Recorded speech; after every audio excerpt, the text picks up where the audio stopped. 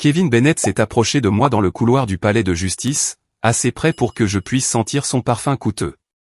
Le genre qu'il ne portait que les jours où il voulait se sentir puissant. Aujourd'hui est le plus beau jour de ma vie, a-t-il dit, la voix basse et assurée. Je vais tout te prendre. Il a souri comme si l'issue était déjà écrite. Derrière lui se tenait Sophie Lannes, son assistante, sa maîtresse, son trophée de victoire. Elle n'a pas dit un mot. Elle n'en avait pas besoin. Son sourire l'a fait pour elle. Tranchant, certain, cruel. Des gens passaient à côté de nous. Des avocats, des greffiers, des inconnus avec leurs propres désastres silencieux. Personne ne prêtait attention à la petite guerre qui se déroulait dans ce couloir étroit. Kevin a redressé sa veste et m'a regardé de haut, de la manière dont un homme regarde quelque chose qu'il possède déjà. L'appartement est à moi. Les comptes sont à moi. Tu aurais dû accepter l'accord à l'amiable quand tu en avais l'occasion. Je n'ai rien dit. Ce silence l'irritait plus que les larmes n'auraient jamais pu le faire. Il voulait de la peur. Il voulait des supplications. Il voulait la preuve que j'étais déjà vaincu. Au lieu de cela, je suis resté là, calme, les mains jointes, le regard fixe. Tu as toujours été silencieuse, Laura, a-t-il poursuivi, en riant presque. Les femmes silencieuses perdent au tribunal. Mon avocat est un requin. Le tien a l'air de devoir être à la retraite. Sophie a changé de posture et a croisé les bras, faisant scintiller le bracelet à son poignet. Celui qu'il avait acheté avec de l'argent qu'il pensait que je ne retracerais jamais. Kevin s'est penché une dernière fois. Après aujourd'hui, tu n'auras rien. Pas de maison, pas de levier, pas d'avenir. C'est alors que mon avocat s'est placé à côté de moi. Monsieur Harold Whitman n'a pas élevé la voix. Il ne s'est pas précipité. Il m'a simplement posé une question. Avez-vous apporté tout ce dont nous avons discuté? J'ai regardé Kevin pour la première fois et j'ai croisé son regard. Oui, ai-je dit, exactement comme vous l'avez demandé. Monsieur Whitman a hoché la tête une fois. Puis il s'est légèrement tourné vers Kevin et a parlé calmement. Dans ce cas, a-t-il dit, je vous suggère de vous préparer. La journée d'aujourd'hui sera instructive. Kevin a ri. Il n'avait aucune idée que la leçon était sur le point de commencer. Laura Bennett n'a jamais été le genre de femme à remplir une pièce de bruit. Elle la remplissait d'ordre. Pendant la majeure partie de sa vie, elle a travaillé discrètement en coulisses, s'assurant que les chiffres concordaient, que les factures étaient payées et que les problèmes étaient résolus avant même que quiconque ne remarque leur existence. C'est ainsi que Kevin l'avait toujours vue, utile, fiable, invisible. Quand les gens demandaient ce que faisait Laura, Kevin répondait généralement pour elle. Elle travaille à la maison. Elle fait un peu de comptabilité, rien d'important. La façon dont il le disait le faisait paraître petit, sans importance, facile. En réalité, Laura gérait les dossiers financiers de 3 petites entreprises, le tout depuis un ordinateur portable sur la table de la salle à manger. C'est elle qui se souvenait des dates limites d'impôts, des renouvellements d'assurance et des échéanciers hypothécaires. C'est grâce à elle que leur vie se déroulait sans accroc, même lorsque Kevin oubliait des choses. Mais parce qu'elle ne portait pas de talons pour aller travailler ou ne parlait pas fort de ses réussites, Kevin supposait qu'elle n'en avait aucune. Après leur mariage, Laura avait mis sa carrière en pause pour soutenir la sienne. Elle a déménagé quand il avait besoin d'être muté. Elle a pris plus de travail en freelance pour qu'il puisse viser des promotions. Elle croyait au travail d'équipe, même lorsque le travail était inégal. Kevin a pris sa patience pour de la faiblesse. Lors des dîners, il plaisantait en disant qu'il était le soutien de famille et que Laura était la gérante de la maison. Les gens riaient. Laura souriait. Personne ne demandait qui suivait réellement l'argent ou qui s'assurait qu'il ne s'endettait pas. Les gens silencieux voient souvent le plus de choses parce qu'ils passent plus de temps à écouter qu'à parler. Laura a remarqué quand Kevin a commencé à rentrer plus tard. Elle a remarqué quand les dépenses augmentaient sans explication. Elle a remarqué quand l'affection a été remplacée par la distraction. Mais elle n'a pas accusé. Elle a observé. Et dans ces petites observations silencieuses, la véritable histoire de leur mariage était déjà en train de s'écrire. Le jour où tout a changé n'a pas été dramatique. Il n'y a pas eu de cris, pas de porte qui claque. C'était un mardi calme et pluvieux, le genre de journée qui rendait tout l'appartement plus petit et plus lourd. Laura se tenait dans la chambre, tenant une des vestes de costume de Kevin. Il l'avait laissé draper sur une chaise, froissé et oublié. Elle prévoyait de l'emmener au pressing, comme elle le faisait toujours. Par habitude, elle a vérifié les poches. Kevin avait une façon de fourrer des choses importantes partout. Des cartes de visite, des clés USB, des reçus. Laura avait appris il y a longtemps que si elle ne vérifiait pas, quelque chose d'important serait perdu. Ses doigts ont effleuré un morceau de papier épais plié dans la poche intérieure. Au début, elle a supposé que c'était une autre carte de visite. Elle l'a déplié avec soin. C'était un reçu d'une boutique de bijoux de luxe du centre-ville. Le total l'a fait s'asseoir sur le bord du lit. 5 000 $. La date était celle de la veille. L'heure était 14h30. La veille à 14h30, Kevin lui avait envoyé un texto disant qu'il était submergé de réunions et qu'il rentrerait tard. Il avait promis qu'ils regarderaient un film ensemble ce soir-là. Au lieu de cela, il achetait des bijoux. Son cœur ne s'est pas emballé. Ses mains n'ont pas tremblé. Ce qu'elle a ressenti était plus froid que la panique. Laura a pris son téléphone et a ouvert les réseaux sociaux. Kevin avait mentionné une fois sa nouvelle assistante. Sophie Lann, jeune, organisée, toujours joyeuse. Il a fallu moins de 2 minutes pour trouver son profil public. La photo la plus récente montrait une main parfaitement manucurée tenant une coupe de champagne à l'intérieur d'une voiture de luxe. À son poignet, il y avait un bracelet en or avec une pierre bleue. La légende disait « La meilleure soirée de ma vie ». Laura n'avait pas besoin de plus de preuves. Dans cette chambre silencieuse, entourée de la vie qu'elle pensait avoir construite, quelque chose en elle s'est finalement immobilisé. Le mariage était terminé. Mais la comptabilité ne faisait que commencer. Laura n'a pas pleuré cette nuit-là. Elle n'a pas réveillé Kevin. Elle ne lui a pas jeté le reçu au visage ni exigé d'explication. Elle a fait ce qu'elle avait toujours fait quand quelque chose n'avait pas de sens. Elle a ouvert son ordinateur portable. Les émotions créent du bruit. Les chiffres apportent la clarté. C'était sa règle depuis son premier cours de comptabilité. Elle a créé un nouveau fichier et l'a nommé d'une manière que seule elle verrait, bilan. Puis elle a commencé à travailler. Elle s'est d'abord connectée à leurs comptes financiers communs, cartes de crédit, épargne, paiements hypothécaires. Kevin avait toujours cru qu'elle ne prêtait pas attention à ces choses. Il pensait que l'argent apparaissait simplement quand on en avait besoin. Laura a extrait chaque relevé des 3 dernières années. Elle a immédiatement vu des schémas. De petites dépenses au début, restaurant, trajet, cadeaux. Puis de plus grosses, réservations d'hôtels, voyages, bijoux, le tout pendant les périodes où Kevin disait être en déplacement professionnel. Les calculs ne correspondaient pas à son salaire. Ensuite, elle a vérifié ses propres dossiers, les virements qu'elle avait envoyés à Kevin chaque mois pour aider à couvrir les dépenses du ménage. Dans le libellé, elle avait toujours écrit des notes simples comme loyer, hypothèque ou charges.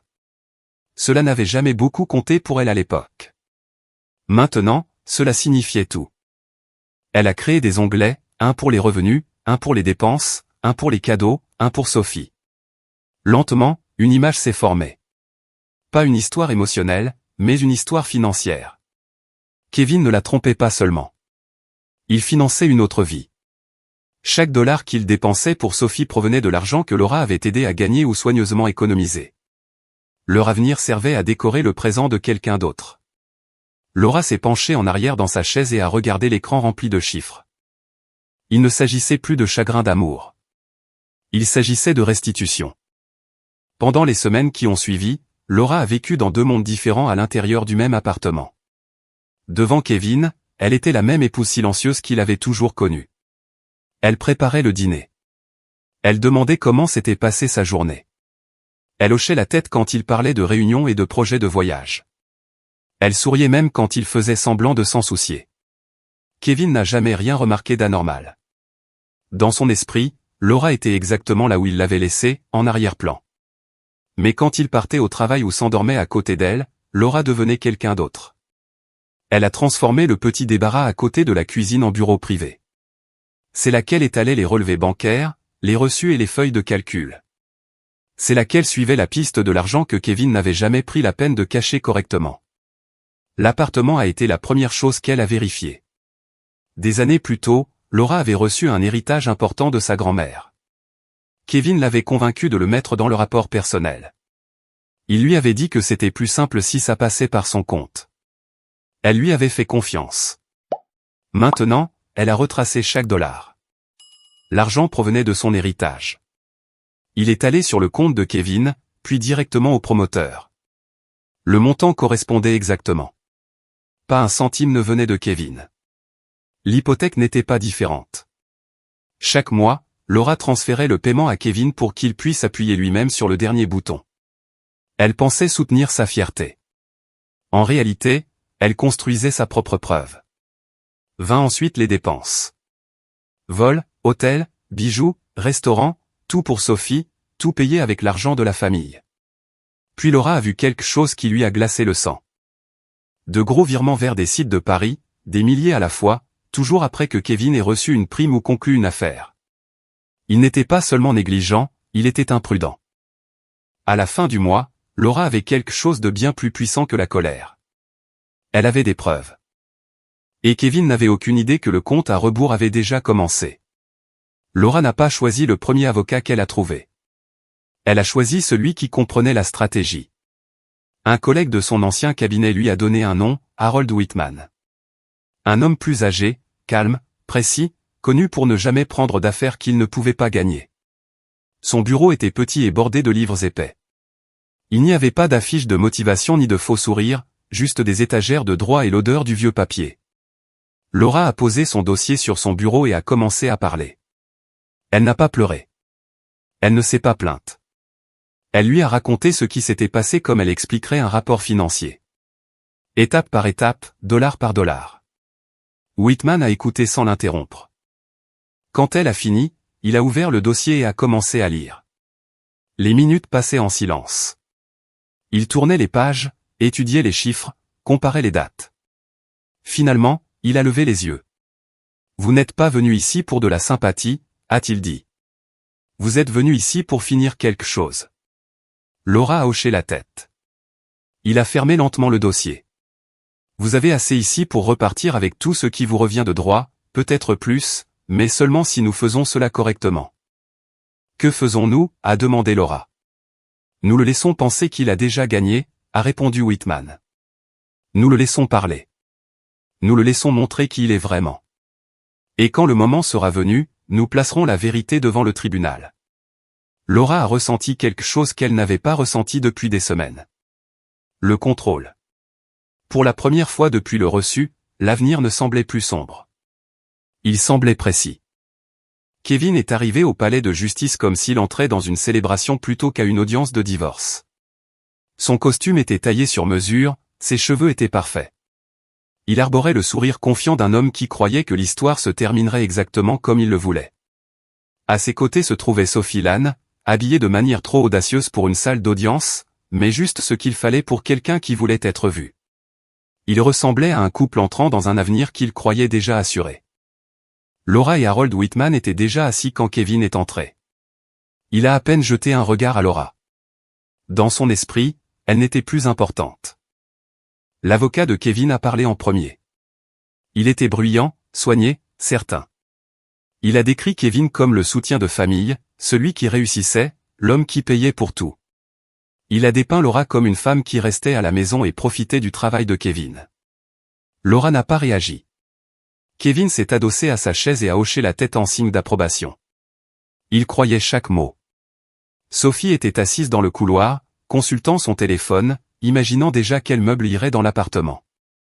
La juge écoutait tranquillement. Puis Harold Whitman s'est levé. Il ne s'est pas précipité. Il n'a pas élevé la voix. Il a simplement ouvert le dossier de Laura. « Votre honneur » a-t-il dit. Cette affaire ne concerne pas l'émotion. Elle concerne les dossiers. Il a commencé par l'appartement. Il a montré l'héritage que Laura avait reçu, le montant exact, la date, le virement sur le compte de Kevin, le paiement au promoteur. Kevin s'est agité sur son siège. Whitman a ensuite montré les virements mensuels, chaque paiement d'hypothèque provenant du compte de Laura avant que Kevin n'effectue le paiement officiel. L'avocat de Kevin a tenté de l'interrompre. Whitman ne s'est pas arrêté. Vint ensuite les dépenses. Vol, hôtel, bijoux, tout pour Sophie, tout payé avec l'argent de la famille. Le visage de Kevin a perdu sa couleur. Finalement, Whitman s'est tourné vers les jeux d'argent. Des milliers de dollars à la fois, de l'argent qui aurait dû aller au ménage, disparu. La salle d'audience était silencieuse maintenant. Kevin n'avait plus l'air confiant. Il avait l'air piégé. Et pour la première fois depuis des mois, Laura savait qu'il voyait enfin la vérité. Il n'était plus en contrôle. Harold Whitman a laissé le silence s'étirer avant de continuer. Dans une salle d'audience, le silence peut être plus fort que n'importe quel argument. Votre honneur, a-t-il dit, ce que vous voyez n'est pas seulement une dépense irresponsable. C'est un schéma d'abus financier et de dissipation des biens matrimoniaux. Il a remis à la juge une épaisse liasse de documents. Ces dossiers montrent que Kevin Bennett a utilisé des fonds communs pour financer des jeux d'argent et une relation extra-conjugale tout en se présentant comme le seul soutien de famille. L'avocat de Kevin feuilletait maintenant ses papiers, sa confiance envolée. Il n'y avait rien là qui puisse rivaliser avec des relevés bancaires et des historiques de transactions. Whitman avançait lentement, prudemment, comme s'il plaçait chaque pièce sur un échiquier. Voici les virements vers des comptes de Paris offshore. Chacun correspond au paiement de primes de Kevin. Ce n'était pas du divertissement. C'était de la compulsion. Kevin a essayé de parler, mais la juge a levé la main. Puis Whitman a brandi le reçu des bijoux. 5 000 $ pour un bracelet. Acheté pendant une journée de travail, offert non pas à sa femme, mais à mademoiselle Sophie Lannes. Il a placé une photo imprimée sur la table. Voici ce même bracelet au poignet de Sophie, posté sur les réseaux sociaux le soir même de son achat. Les épaules de Kevin se sont affaissées et finalement Whitman a dit, il y a la question des revenus. Laura Bennett, en tant que comptable, a examiné les dépôts liés au travail de Kevin et les a comparés à son salaire déclaré. Les chiffres ne correspondaient pas. Whitman a passé d'autres pages à la juge. Celle-ci montre des paiements acheminés via des comptes tiers qui n'ont jamais été déclarés, des fonds qui n'ont pas été imposés, des fonds qui sont allés directement à l'usage personnel de Kevin. L'avocat de Kevin s'est assis lourdement. Nous ne sommes pas ici pour engager des poursuites pénales, a déclaré Whitman. Mais ce tribunal doit comprendre que le revenu déclaré de Kevin est non seulement exagéré, mais en partie illégal. Kevin a fixé Laura de l'autre côté de la pièce. Il avait pensé que son silence signifiait l'ignorance. Il s'était trompé. La juge a enlevé ses lunettes et a étudié les documents. Quand elle a relevé les yeux, son expression avait changé. Monsieur Bennett, a-t-elle dit, vous vous êtes présenté comme la victime dans ce mariage. Les dossiers racontent une histoire bien différente. Kevin a dégluti. Le tribunal va prendre une brève suspension, a poursuivi la juge. À notre retour, je rendrai une décision. Alors que tout le monde se levait, Kevin s'est finalement tourné vers Laura. Que as-tu fait, a-t-il murmuré. Laura a fermé son dossier et a croisé son regard calmement. J'ai fait la comptabilité, a-t-elle dit. Rien de plus, rien de moins. Quand la juge est revenue, la pièce semblait plus petite. L'air était lourd d'attente. Elle n'a pas parlé lentement. Elle n'a pas adouci son ton. L'appartement, a-t-elle dit, est reconnu comme la propriété distincte de Laura Bennett. Il n'est pas sujet à division. La tête de Kevin est tombée. Le tribunal constate en outre que Kevin Bennett a dissipé les biens matrimoniaux par le jeu et des cadeaux à un tiers. Il est condamné à rembourser à Laura Bennett la moitié des pertes prouvées. L'avocat de Kevin n'a pas levé les yeux. Le véhicule acheté pendant le mariage restera à Kevin, ainsi que l'obligation de prêt restante. À chaque phrase, l'avenir de Kevin se rétrécissait. Laura n'a pas souri. Elle n'a pas célébré. Elle a simplement respiré. Dehors, dans le couloir, Sophie attendait. Sa patience s'est évanouie quand elle a vu le visage de Kevin. On a gagné, a-t-elle demandé. Kevin a secoué la tête. Sophie a reculé comme s'il était devenu quelqu'un d'autre. Tu avais dit qu'il y avait de l'argent, a-t-elle lancé. Tu avais dit qu'on vivrait bien. Kevin n'avait pas de réponse. Sophie s'est retournée et s'est éloignée sans regarder en arrière. Quelques minutes plus tard, le téléphone de Kevin a sonné. C'était son entreprise. L'enquête que Laura avait déclenchée avait déjà commencé. Au moment où Kevin a quitté le palais de justice, il n'avait plus de travail, plus de maison, ni d'avenir qu'il reconnaissait. Laura est passée devant lui sans s'arrêter. Certaines fins n'ont pas besoin de mots. Laura est sortie à l'air frais et a ressenti quelque chose qu'elle n'avait pas ressenti depuis longtemps. La légèreté. Le ciel était gris, mais pour la première fois, il ne semblait pas lourd. Il semblait ouvert. Harold Whitman lui a serré la main sur les marches du palais de justice. « Vous vous êtes bien comporté, a-t-il dit. La plupart des gens laissent l'émotion ruiner leur cas. Vous avez laissé la vérité faire le travail. » Laura a souri. « Les chiffres ne mentent jamais, a-t-elle répondu. Elle a marché seule vers sa voiture, sans se sentir seule. L'appartement était à elle. Le silence qui l'attendait à l'intérieur était à elle. L'avenir était à elle. Kevin avait voulu la liberté sans la responsabilité. Il l'a eue. Laura avait voulu les quitter. Elle l'a mérité.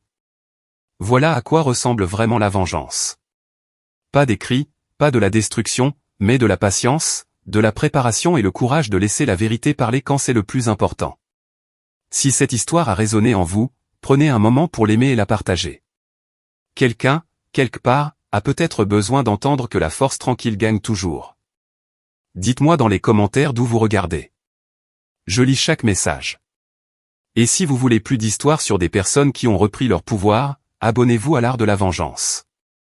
Parce que parfois, le geste le plus fort n'est pas de se battre plus fort. C'est de rester calme jusqu'à ce que le solde final soit réglé.